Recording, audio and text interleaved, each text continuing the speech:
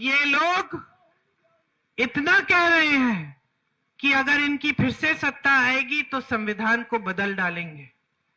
संविधान आपको वोट का अधिकार देता है, संविधान आपको आरक्षण देता है, संविधान आपको आंदोलन करने का अधिकार देता है, संविधान आपको सवाल उठाने का अधिकार देता है।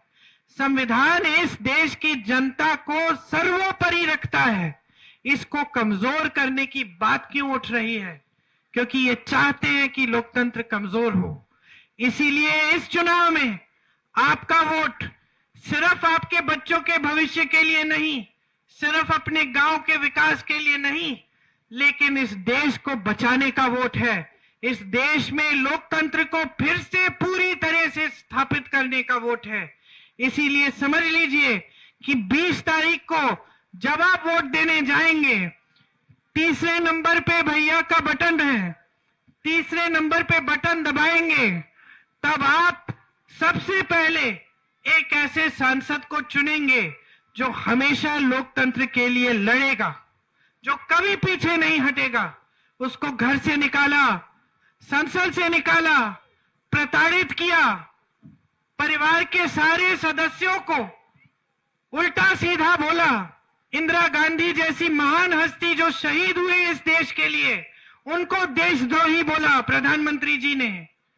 मेरे पिताजी राजीव गांधी जी को देशद्रोही बोला प्रधानमंत्री जी ने। गलत गलत बातें की कि उन्होंने कानून बदल दिया इंदिरा जी से विरासत लेने के लिए। वो कुछ समझ नहीं पाए मेरे परिवार के बारे में। हमें विरासत में धन दौलत नहीं मिली, हमें विरासत में इस देश के लिए मर मिटने का जज्बा मिला है।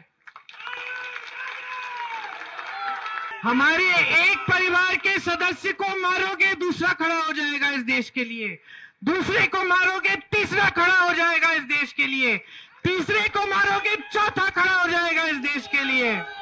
हम झुकने वाले नहीं हैं। हम अंग्रेजी साम्राज्य के सामने झुके नहीं। ये क्या है, इनके सामने हम कभी नहीं झुकेंगे।